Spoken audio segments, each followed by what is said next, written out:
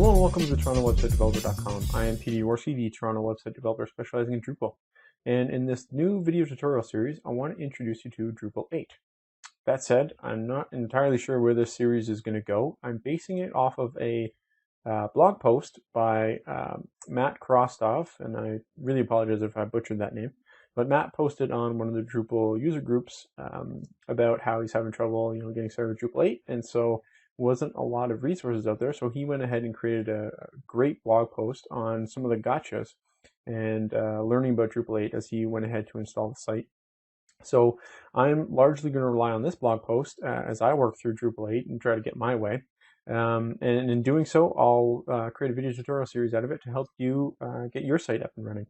So to begin with, what we'll cover today is installing Drupal 8. And so for me, what I had to do was install a new version of WAMP, get my Drupal 8 site installed with a new database. And so once it's installed, I can show you how to navigate through it. I'll show you some of the new file structures for Drupal, and we'll also get this site up on a Git repo so that you have access to it on GitHub. Before we do that, I'm over at TorontoWebsiteDeveloper.com/store. Here you can purchase my video tutorial series as I complete them. I've been a little bit delinquent in that I'm missing 2 up here. I should have a module development series as well as a Drupal commerce series. Hopefully I'll have those up soon. But I appreciate all those that have gone ahead to purchase video tutorial series. It helps me to continue to develop them, keep them free, and keep them frequent. And if you'd like to give back but you can't afford the $20, please just leave this video a thumbs up or leave a comment on YouTube. Both are greatly appreciated. And if you have any questions, please use YouTube as the forum. It helps me because everybody benefits when you ask a question and I answer it. And as well, I've been delinquent. I know I've got to be better at that. So with all that said, why don't we go ahead and take a look at Drupal 8. So before we do that, you'll want to go over to drupal.org/requirements. Here you'll want to note what you need from a database, PHP, and server side. So from the web server, you can still use Apache, Nginx, or Microsoft. So I'm going to be using Apache because I'm going to be using a WAMP stack, Windows, Apache, MySQL, PHP. Nginx, use it at work. It's also great. In terms of the database, you'll note for Drupal 8 here, we need MySQL 5.1.21 or greater, and then you can see MariaDB, Percona, and then a couple others. I'm going to be using MySQL. You could obviously go to Postgres, or if you wanted to, try SQLite. I'm not sure why you would, unless you were going to do something mobile, I guess. I don't know. In terms of PHP, you'll notice here, this tripped me up when I first went to record this video tutorial series, or video tutorial. You need 5.4.5 or greater from PHP. I had 5.3 installed, and so I was getting some errors, couldn't figure it out, and then I realized I hadn't checked the requirements. So in doing so, realized I had to uninstall WAMP. So you'll want to go ahead and do that as well if you're on Windows. If you're on Linux, you're going to have a lot easier time. You can just upgrade your components as you need to. But with Windows, uninstall WAMP. Then you're going to go over to wampserver.com. I grabbed the 32-bit version. It's obviously going to depend upon your computer. And when you click on it, you can see download directly here, but take note of the fact that you need this Visual Studio stuff. If you don't, and you don't have it properly, I guess the proper installation, you're going to get some DLL files missing, and Apache won't install right. So you'll want to go ahead, remove whatever you have there, and then install this. And once you do that, you'll eliminate the DLL errors, and you may need to go into your Apache. I know you can't see what I'm doing right now. I'm just trying to see specifically the WAMP server, and you'll click on, bring up the menu, go to Apache, go to service, and then you might not have the service installed. So you'll click install service. And if you're getting problems, you want to test port 80. But again, quick Google search, you'll see Stack Exchange come up right away with a good solution for you there. So just make sure that Apache gets installed, you're green on WAMP, and then you're good to go and install Drupal. So why don't we go ahead and do that? I'm going to go back to my command line here, and I'm using cygwin. So I'm just in my www directory here, and you'll see that I've got Drupal 8. So what I've gone ahead and done is went to drupal.org/node /3060/release. And so this is releases for Drupal core. And I went and got the 8.0.0 beta 4. Again, we're at node /239.48.13. So at the time of recording this, I'm using this. It's likely going to change by the time we're finished. But you'll see known issues here, still 85 critical issues with this beta release. So we're likely going to change. Go ahead, grab that. I did, and then I unzipped it, and it's actually huge. So that's why I didn't bother showing you that. Now what I'm going to do is I'm just going to move that to a little bit more friendly site. And of course I spelled that wrong, so D8 to D8 Sandbox. So I'm moving that. Now you'll see I've got D8 Sandbox. Why can't I see it? Whatever, it's there. So if we go D8 Sandbox, here is my Drupal 8 site. Now if I actually show you TWD Sandbox, this is a Drupal 7 site, notice that the file structure has changed significantly. That is because most of the core files are actually now in core, which makes a little bit more sense because when you look at the root directory here, a lot of times new users to Drupal would get tripped up with this modules, profiles, and themes directory. Those were originally for core in Drupal 7. They're not for core in Drupal 8. So you'll put your contributed modules in this root directory modules and profiles in the profiles folder, and same as the themes. And if you actually take a look at the sites folder, if you're familiar with Drupal 7, this is where your stuff would go. If you take a look at the README file, it tells you exactly that it's now recommended that yours go in the /modules /themes /profiles. You can still use the sites folder, but that has changed. And so when you go into core and you look at core now, you can see a very similar structure, but you'll see now we've got some YAML files and some other things. And there's some really cool stuff going on with YAML, even development environments and all that kind of stuff. But we're going to get into that throughout the series. So that was a quick tangent. As I said, I've got this in Drupal 8 Sandbox. Now I can go to localhost /D8 Sandbox and hopefully should get my installation screen, which I do. So I'm going to go ahead, save and continue because I'm working in English. I'm going to choose a standard installation. Verify requirement should happen without any issues. You'll see I don't actually get to that tab. If you do, I did on my Linux box, and it was largely with regards to write permissions. So Drupal couldn't write to certain folders and create the files that needed to do that. So if you have issues here, it's likely going to be write permissions. Do a quick Google search, you'll find you just need to have your server set up. And it's usually, if you're using Apache, you're going to want the owner to be www-data. And again, there's a good Drupal page on that. So you can find that easily. Again, my database type, I'm using MySQL, so I've got that set off here. My database name is going to be Drupal 8 Sandbox. I'm going to actually show you how to create that.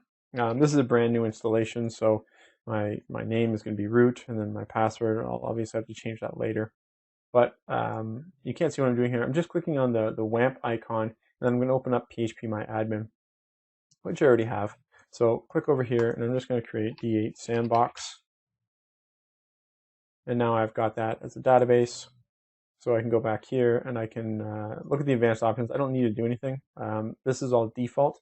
If you've changed anything or you customize anything, you're going to want to update those, but I haven't. So I'm just going to go save and continue. And now this is going to take a while to actually install the site. So while that installs, I'm just going to pause the recording and we'll come back once it's done. Okay, so now it's done. So I'm just going to go ahead and call this D8 Sandbox. I'll just go Peter at Toronto. Since you all can see it anyways. Everyone knows me as Yaworsk. Just an easy password here. And default country is Canada.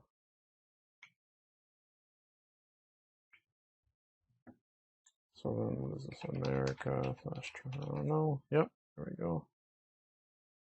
I don't want email notifications. Save and continue. Okay, so that's it. Now I'm just going to tell Google to save that.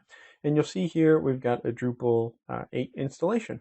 So that's all that I wanted to cover in this video tutorial for Drupal. What I did want to show you and flag is that now for all my video tutorial series, I'm going to make sure to have a GitHub repository so that you can get the code. So we're going to go ahead and do that as well. So if you haven't used GitHub, you want to check this out. If you have, you can stop now because that's the end of the Drupal part. In the next video tutorial, we'll actually take a look at getting Drush up to speed so that we can be using Drush to do a lot of cool stuff. So I'm going to go over my GitHub account here. You'll see I've got repositories, going to create a new one. Just going to create D8 Sandbox. Actually, I don't want a capital there. Hopefully, yeah, there we go. D8 Sandbox. So just Drupal Drupal 8 Sandbox site following. Yep, we're good. We'll go ahead and create that repository. So now we've got this. What I want to do is I want to now go over to my site. I'm going to git init. Okay, and then I think I've got to git ignore. No, it's touch.git ignore. Okay, vim git ignore, and just need to verify the syntax for that. I think we just add, oops.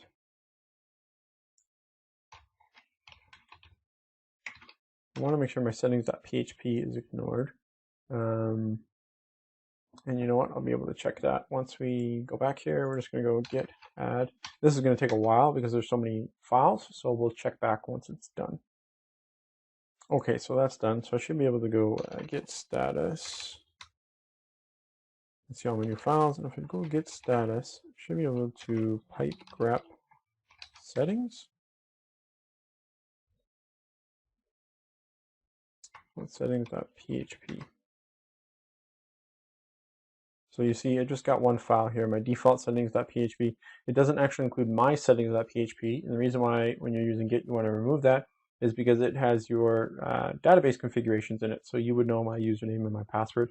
It's not a big deal when I'm working on a local host, but if you're pushing this up and it's going to be a production site or who knows, you definitely do not want to include your database credentials in there.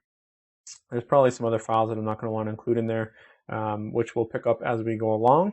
But right now, this will serve the purpose because this is just going to be a local Sandbox site anyways.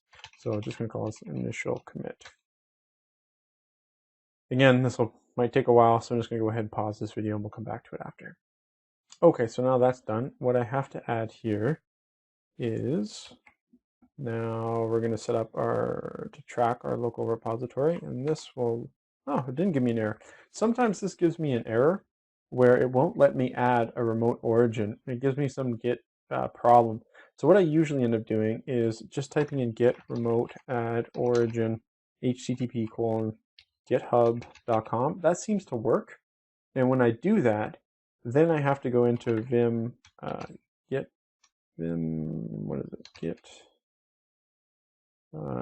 config. And so when you go in here, you can see the actual URL. And so if this were just git.com, I just replace that with the proper URL. I'm just flagging that in case you're also using cygwin and you're on a Windows box and you're getting that error. Again, you might not, because here I didn't get it. So now I'm just going to git push -u origin master. And what that's saying is just push this local repository up to my remote repository. And the -u is saying to track it. So I'm pushing the master branch, just typing in my username, which you all know because you'll see. And then my password. I should probably set up SSH, but with Windows, I just haven't gone ahead to do that. I have it set up on my Linux box, and it just avoids you having to type in your username and password. This will take a while. There's no point in you watching it, but so we can just end here. Like I said, quick recap. Went ahead. You have to install WAMP, the new version on Windows, because you're going to need a new version of PHP. Once you have that, just go ahead, download the latest version of Drupal 8. You're going to extract it, put it into your WAMP www folder. From there, you're going to navigate to localhost / whatever it is that you've created. Get the site, get to the installation requirements. You're going to need your database, so go ahead, use phpMyAdmin or whatever other tool, create a database, pop in those credentials, and that should be it. You can always just grab this repository and have what I'm working on if you want to be at the same pace as me. I'll make sure to, I'll make sure to push to it each time. So if you're starting from the beginning, you might have an updated version, but you can always roll back in the Git commits. That's it. In the next video tutorial, I plan on covering Drush, unless plans change. So until then, thanks very much for watching. And again, if this video tutorial helped you, please leave a comment, give me a thumbs up, always appreciate it. And if you have any questions, please use YouTube. We'll see you for the next video tutorial. Thanks very much for watching.